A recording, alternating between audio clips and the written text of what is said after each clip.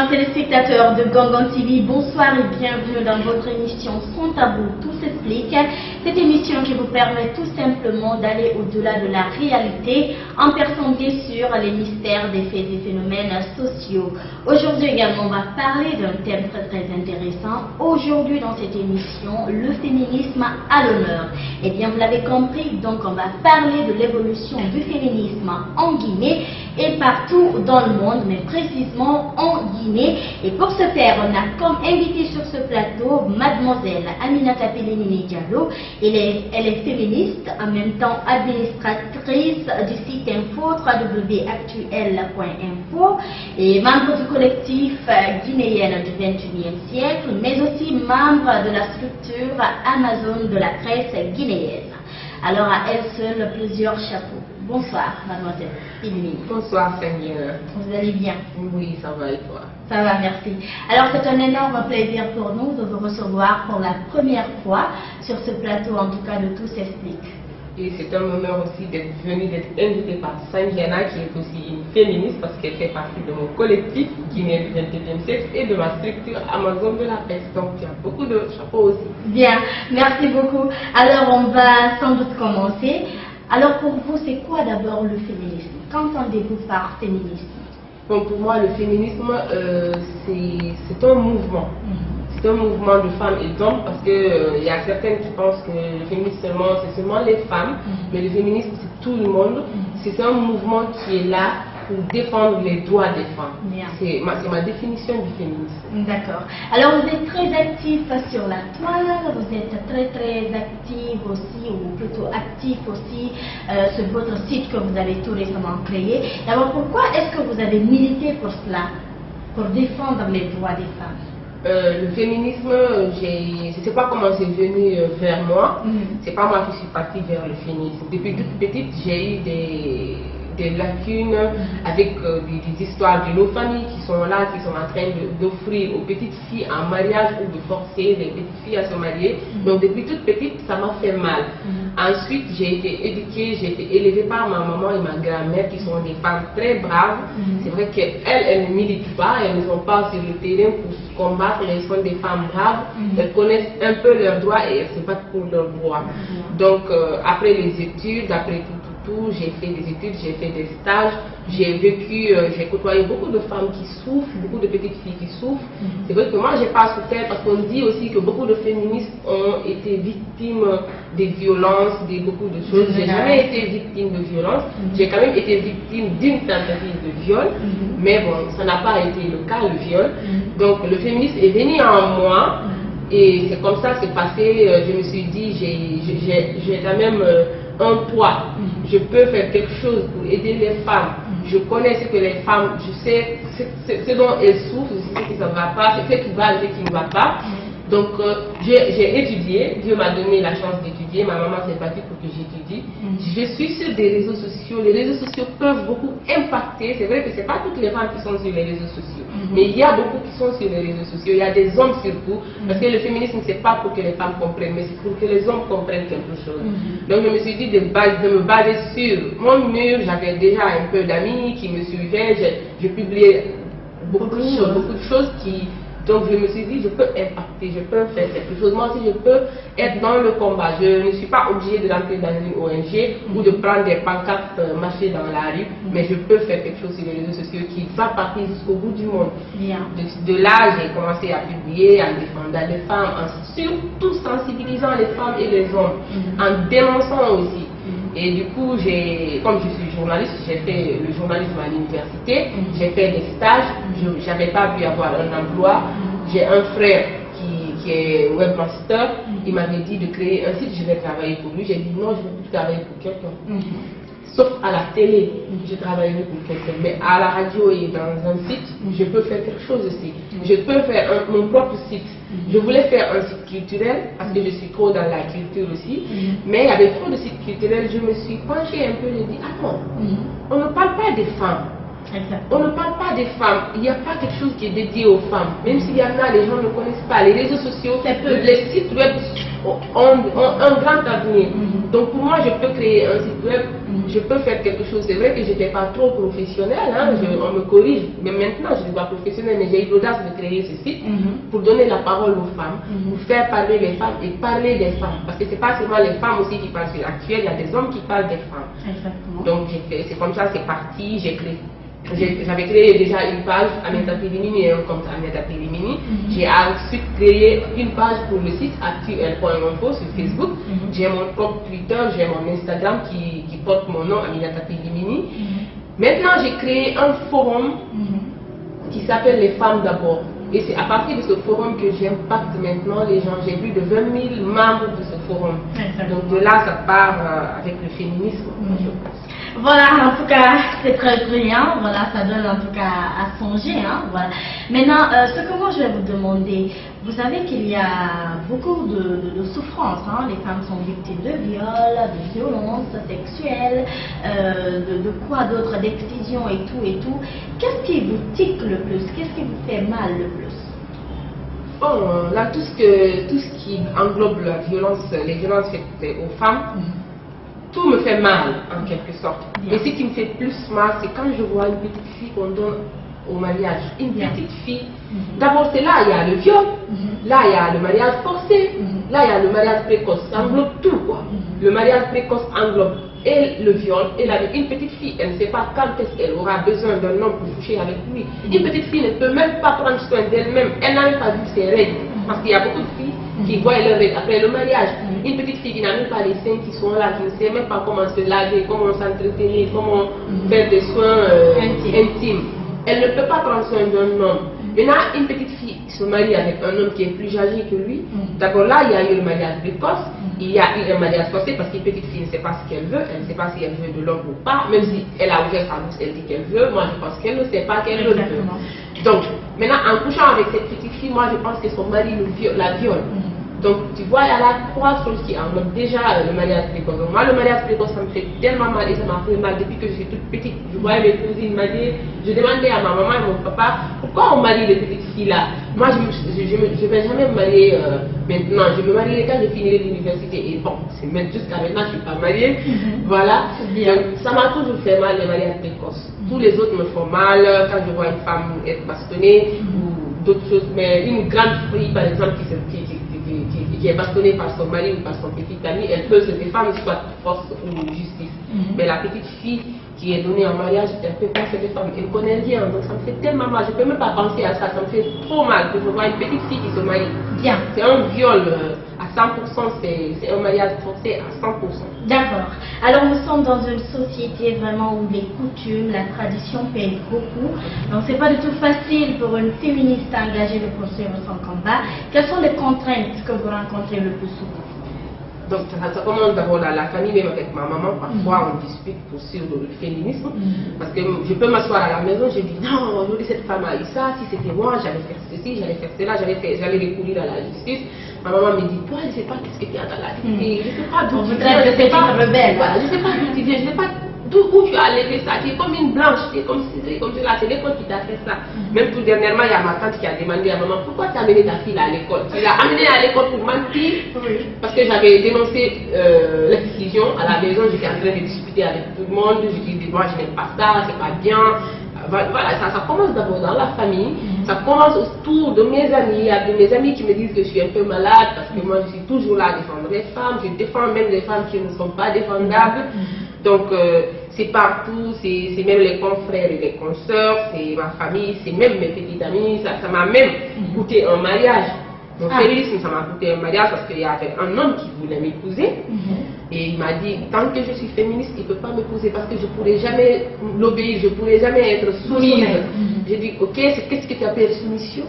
La soumission, ce n'est pas de l'esclavagisme. Je peux me soumettre comme ma maman s'est soumise à mon papa, comme ma grand-mère s'est soumise à mon grand-père. Mais ce que toi tu appelles soumission, ce n'est pas moi ce que j'appelle soumission. Je vais te respecter, je vais t'aimer, je vais faire ce que la femme doit faire pour son mari, mais je ne vais pas accepter les violences ni verbales ni physiques. Donc ça m'a coûté ce mariage. Donc moi le féminisme, je sais que là je ne suis pas mariée, je suis une jeune fille, beaucoup d'hommes me fuient à cause du féminisme, même sur les réseaux sociaux, il y a des gens qui n'osent même pas me saluer, même s'ils me saluent, ils me saluent vraiment trop... Ça me dégraisse. Voilà. Donc ça me coûte beaucoup de choses. Même moi aussi, sur mon site, il y a des gens qui me disent, même hier quelqu'un m'a dit, ah, tu as créé un site, tu ne vas pas avoir de l'argent avec ça. Un site qui parle seulement qu'il y a des femmes, tu ne vas pas avoir de l'argent. Il faut faire un site général. J'ai dit non, mais moi, je n'ai pas créé mon site pour avoir de l'argent. Voilà. Je peux avoir de l'argent autrement, mais je n'ai pas créé mon site pour avoir de l'argent. J'ai créé mon site pour donner la parole aux femmes, c'est tout. D'accord. Alors, on va un peu toucher du doigt l'excision à présent. On sait que généralement, les féministes ont toujours ce problème.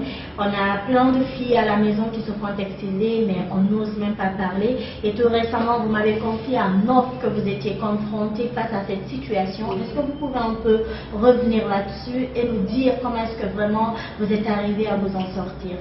Bon, en fait, l'excision, c'est un combat que vraiment personne n'a compris. Personne, même peut-être moi. Parce qu'il y a des gens qui me demandent pourquoi tu es contre l'excision. Je dis je suis contre l'excision parce que c'est pas bon. Mais c'est pas bon, c'est juste que là je m'arrête. Je peux même pas leur dire qu'est-ce qui ne va pas, les dessous de sanitaire ou quoi. Mais tout dernièrement, comme je t'avais dit, il y a dans mon quartier des femmes qui sont très proches de moi qui ont fait l'excision. Et elles ont fait l'excision où? Dans leur maison. Elles ont pris 4 filles, 4 petites filles de 5 à 6 ans, et les ont excisées à la maison parce que c'est interdit dans les centres de santé. Une sale femme est quittée dans sa clinique, elle est venue dans les maisons de ces femmes qui ont leurs filles à exciser, elles les ont excisées. C'était le jour de notre test.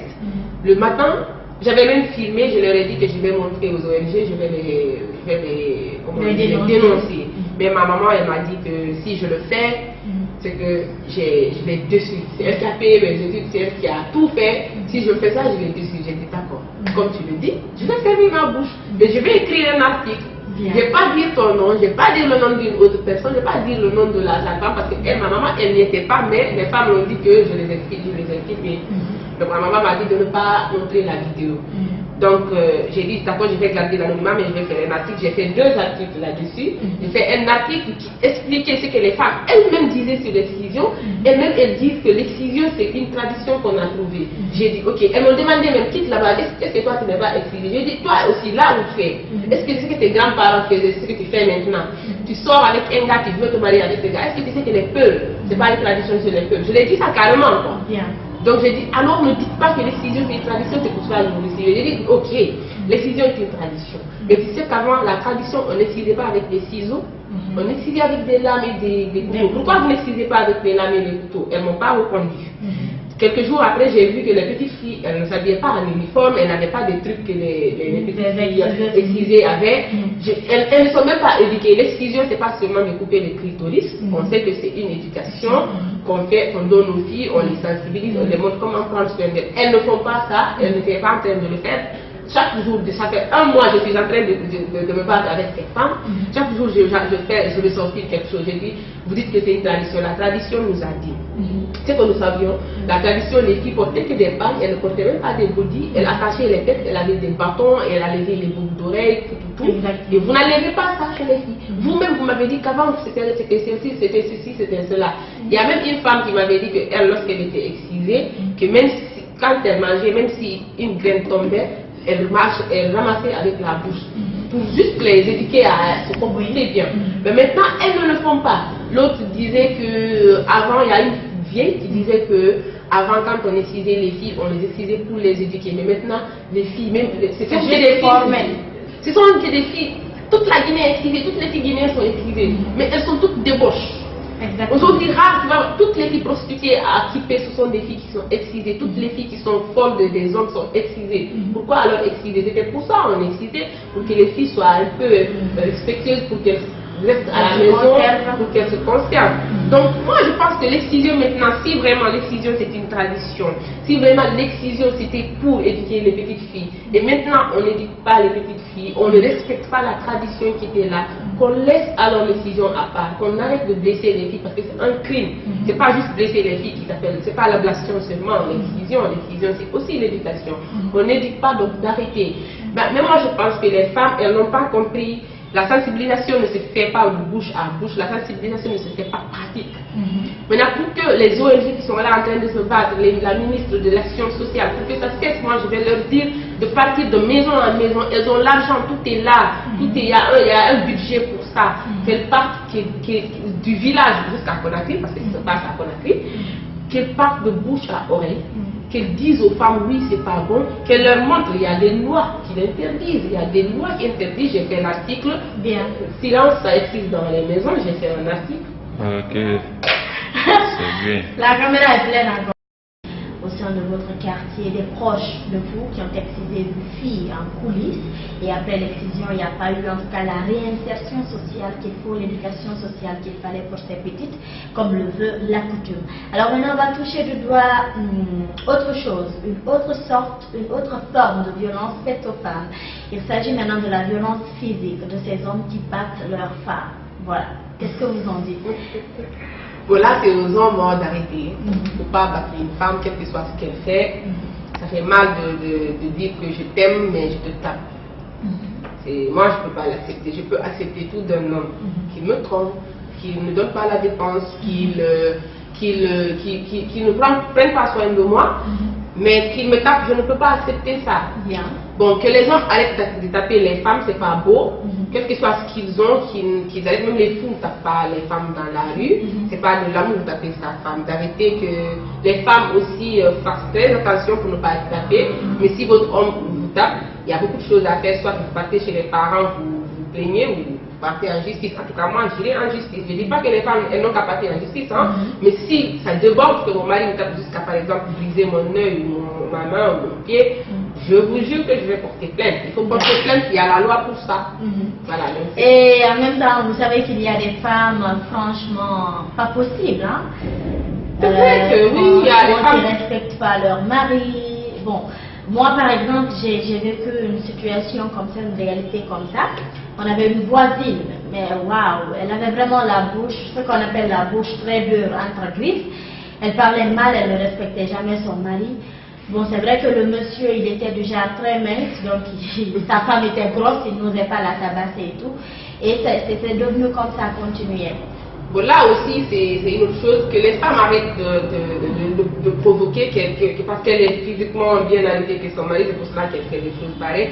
Mais c'est à l'homme aussi toujours à prendre ses dispositions, à prendre ses responsabilités. Toi, épouser une femme qui l'amène chez toi, elle te tape, elle t'insulte, bah, tu peux la ramener jusqu'à chez tes parents.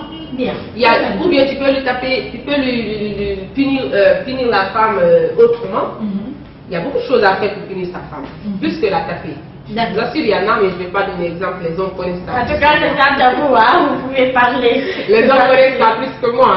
Hein. Il faut la punir, peut-être ne pas lui donner quelque chose le matin, pour la dépense, ou le soir, quand elle te tape comme ça, tu dis non, c'est bon, comme tu ne me respectes pas, laisse-moi tranquille. Ou tu pars chez tes parents, en tout cas, tu peux faire autre chose, mais ne pas. Quel que soit ce que la femme fait, moi je me dis, quel que soit ce que la femme dit ou fait à son mari, sauf si peut-être elle vient s'attaquer à lui physiquement, il peut aussi en tout cas se débarrasser de ça et rester zen vers un côté là, et voilà, mais qui ne tape jamais sa femme. Quel que soit ce que la femme fait, elle ne mérite pas d'être violentée physiquement. D'accord. Alors on va toujours continuer. La dernière fois, je vous ai lu sur la toile, vous parliez sur un de vos articles de viol, je ne sais pas si c'était financier ou quelque chose comme ça, alors que vous étiez parti à viol économique, oui. Bien. Expliquez-nous un peu, c'est quoi un viol économique? Bon, moi aussi, l'expression, je l'ai prise dans la bouche d'une de nos consoeurs qui est Afria, Djinabou. On était parti pour le blogging, elle a fait un billet de blog, elle a parlé dans son billet, j'ai tiré là, elle était en train de dénoncer ce que des hommes de Fria étaient en train de faire à leurs femmes, parce que depuis que Fria s'est arrêtée, il y a eu des hommes, selon Djinabou, qui sont frustrés, qui sont stressés, qui sont à la maison, ils ne font rien. Maintenant, quand madame, elle sort, elle part faire son petit commerce, elle envoie ses économies, il y a le monsieur qui prend ça, soit par force ou par amour, la femme peut lui donner. Hein. Elle n'a pas dit que tous les hommes étaient en train là de faire la force pour prendre l'argent de leur femme. D'autres font la force, d'autres, c'est la femme même qui leur donne. Maintenant, le monsieur, il prend cet argent, ce viol économique, c'est là où les messieurs, eux, ils tapent la femme, ils prennent cet argent, ils partent dans les maquis, dans les bars, ils boivent, ils donnent ça à des filles, petites filles, il y a déjà la femme à la maison et les enfants. Donc c'est ce qu'elle a appelé viol économique.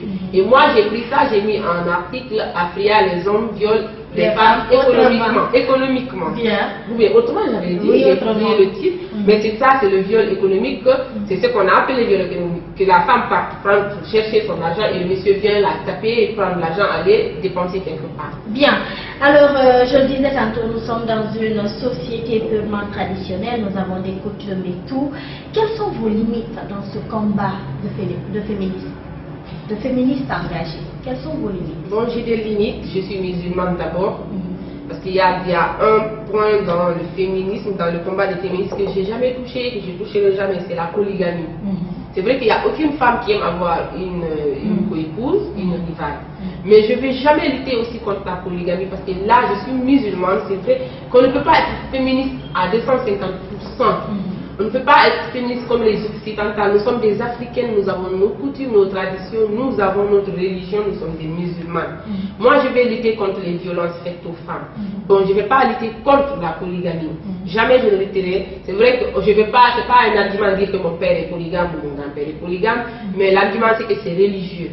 L'islam même recommande qu'il y ait la polygamie. Donc, ça aussi c'est une limite. Dans la tradition, il y a des gens qui pensent que le féminisme, c'est se battre contre son mari, par exemple, se dire que tout ce que tu fais à la maison, ton mari le fera, ton mari va faire la cuisine, ton mari va puiser de l'eau pour toi. La tradition et la religion ne nous recommandent pas de dire à ton mari de partir puiser de l'eau pour toi et que toi, tu es là, tu es une femme parce que tu as étudié, tu es féministe, tu as de la chance, tu as des relations, tu vas t'asseoir au salon, voilà, tu dis à ton mari, va me chercher ça et ça. Je ne ferai jamais ça. Je ne vais même pas faire un combat de couple. Moi, mon féminisme, c'est pas dans le couple. Mon féminisme, c'est sur le terrain, c'est dans la profession, c'est que les femmes et les hommes, les petites filles et les petits garçons soient... c'est l'équité, c'est pas l'égalité. D'accord. C'est ça, j'ai des limites. Bien. En tout cas, c'est très très intéressant. Donc, je rappelle que vous êtes en tout cas dans votre émission Sans Tabou Tout s'explique. Et aujourd'hui, on parle de l'évolution du féminisme en Guinée.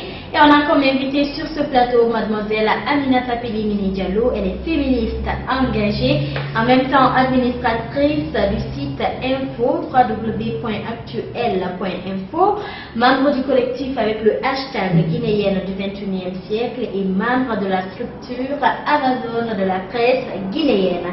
Alors on va toujours continuer. Donc par rapport à la Guinée, quelle perception vous avez de l'évolution du féminisme?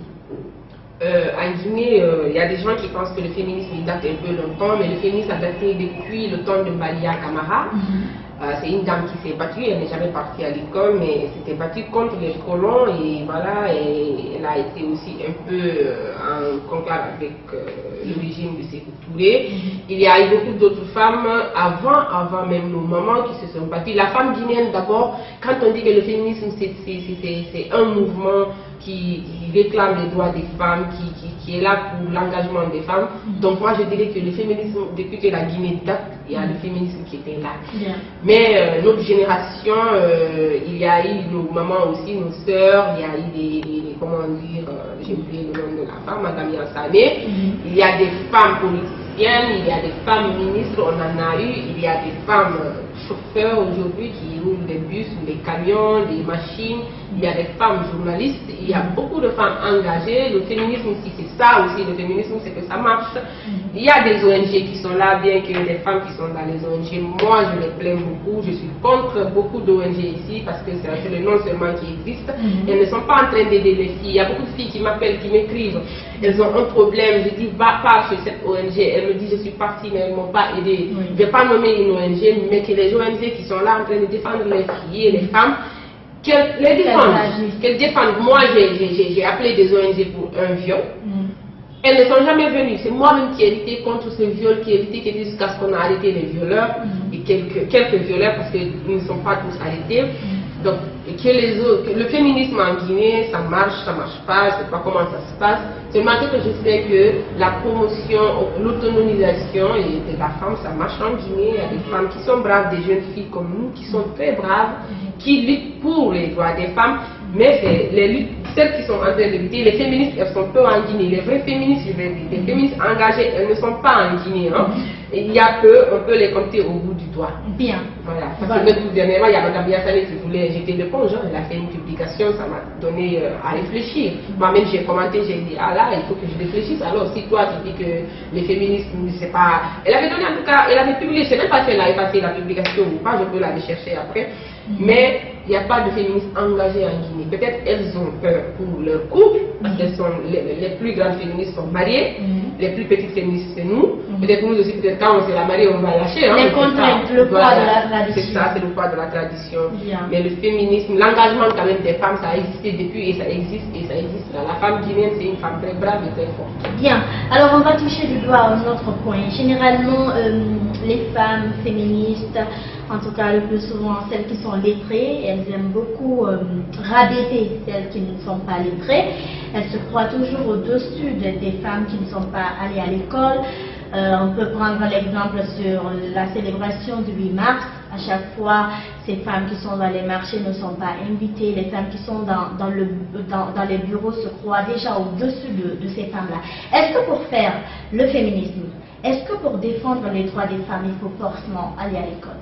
Non, tout de suite je parlais de Malia Kamara. Je pense pas qu'elle a étudié, elle n'a pas étudié. Exactement. Les femmes qui se sont battues en 1976, je crois, le 27 août qui est passé tout dernièrement, il y avait des femmes de Medina qui ont fait un soulèvement contre l'interdiction du commerce des légumes ou des trucs comme ça. Oui. En tout cas, contre une loi de sécurité. Toutes ces femmes n'étaient pas parties à l'école. Mais c'est ces femmes qui sont nos exemples aujourd'hui. Beaucoup de femmes se basent sur elles.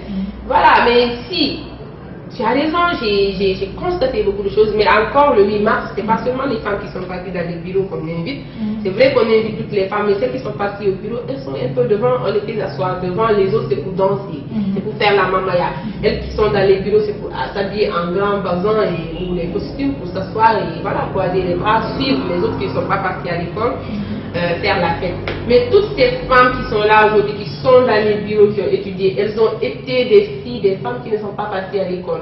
Donc il ne faut jamais minimiser une femme qui n'est pas partie à l'école. On a lutté ici pour la scolarisation de la jeune fille. Si on n'avait pas lutté pour ça, qui a lutté pour ça? Peut-être que ce sont nos mamans qui ne sont jamais parties, nos grand-mères qui ne sont jamais parties à l'école. Il faut toujours respecter la personne qui n'est pas partie à l'école. Certains jours, ça ne va plus être là, des gens qui ne sont pas lettrés et qui ne sont pas instruits. Mais avant, il n'y en avait pas, on ne pouvait pas voir des femmes qui étaient parties à l'école, c'était trop peu, c'était rare. C'est pour cela que notre féminisme s'arrêta même, les droits des femmes s'arrêta, parce que les femmes n'étaient pas parties à l'école, elles ne lisaient même pas le Coran. Donc qu'on ne minimise pas une femme qui n'est pas partie. Elles sont les plus fortes quand même, qu'on le dise ou pas. Comme les Yali. Elles sont les plus fortes, les femmes qui ne sont jamais parties à l'école sont les plus braves. Pas à Medina, tu vas voir, lève-toi à 4 h du matin, tu verras jamais une femme dans une voiture qui est en train de rouler, tu ne verras que des femmes qui ont des paniers à 23 h, à minuit, pas en ville, tu verras des femmes qui sont parties prendre du poisson. Si elles n'étaient pas là, qui va donner aux femmes du poisson à manger? Il faut respecter ces femmes, il faut les respecter. Moi je pense qu'il ne faut jamais minimiser quelqu'un parce que tu as un statut social plus élevé. C'est pas bien ça c'est. Je sais que des femmes le font, hein, beaucoup de femmes le font, elles minimisent, elles font tout. Il y a même des femmes instruites qui se minimisent entre elles. Il peut y avoir une ministre qui minimise une directrice qui minimise une autre. C'est pas bien, c'est pas bien, il faut pas faire ça. Ça c'est Dieu qui nous a mis tous sur ce monde, dans ce monde. C'est Dieu qui a fait que toi tu es parti à l'école, moi je ne suis pas partie à l'école, mais ça ne veut pas dire que tu es plus forte que moi. Exactement. Bien, voilà donc mademoiselle Aminata Félimine Diallo, nous sommes au dernier virage de cette émission. Quel appel vous avez à lancer à toutes ces femmes et filles qui vous suivent actuellement? L'appel, ça sera d'abord un mot, l'audace. Un nouveau mot, l'audace. Pas le nouveau mot, moi c'est mon mot, c'est l'audace. Hein? Il faut être l'audace, ok. Oui. Je n'ai pas bien compris, j'ai cru entendre l'audace. L'audace. Bien, d'accord, oui. D'abord, qu'une fille, qu'elle soit partie à l'école ou pas, qu'une dame, qu'elle soit partie à l'école ou pas, qu'elle soit audacieuse. Bien. Toi, Sandiana, qui est là, qui a un directeur ici, je ne vais pas te dire d'inciter ton directeur ou de lui dire que tu vas le remplacer, mais tout ce qu'il peut faire, tu peux le faire. Bien. Tout ce que moi, Pélimine, je peux faire, une fille qui fait la 12e année peut le faire. Tout ce qu'une directrice peut faire, une employée, une stagiaire peut le faire. Que toutes les femmes, qu'elles soient parties à l'école, qu'elles ne soient pas parties à l'école, qu'elles soient audacieuses, qu'elles se disent oui, aujourd'hui nous sommes dans un monde où on réclame le 50-50, 50-50 entre l'égalité ou l'équité. Moi je prends l'équité. qu'elles étudient, les petites filles qui sont à l'école, qu'elles acceptent d'étudier, qu'elles se disent oui, le petit garçon là, il est premier, je peux être première, je peux lire, je peux faire tout. Quand ils parlent, elles vont dire ah, c'est parce que nous, on devait lever le matin pour laver l'école ou autre chose. Mais même quelqu'un qui lave l'école peut être première en classe. Quelqu'un qui parle vendre le matin ou vendre le soir peut être première en classe. Donc c'est l'audace, c'est la formation surtout. Il faut se former et être audacieuse pour pouvoir réclamer l'équité et l'égalité. Bien, merci beaucoup à vous, mademoiselle Aminata Pelimini Diallo, d'avoir accepté notre invitation. Merci beaucoup à Ganga TV, merci à Sandiana, ma coéquipière. Voilà, merci bien. Voilà donc, aimables téléspectateurs, ça n'est fini pour ce numéro du jour. Nous étions avec mademoiselle Aminata Pelimini Diallo. Elle est féministe engagée, administratrice du site info www.actuel.info, membre du collectif avec le hashtag guinéenne du 21e siècle, en même temps membre de la structure Amazon de la presse guinéenne. À elle seule, 3 chapeaux, mais aussi journaliste, hein, j'allais l'oublier. Donc avec elle, nous parlions de l'évolution du féminisme en Guinée. On espère vraiment que tous les messages véhiculés dans cet autre numéro tomberont dans de très très bonnes oreilles. Au plaisir de vous retrouver vendredi prochain dans un autre thème de votre émission Sans Tabou, tout s'explique. En attendant, au revoir et portez-vous bien.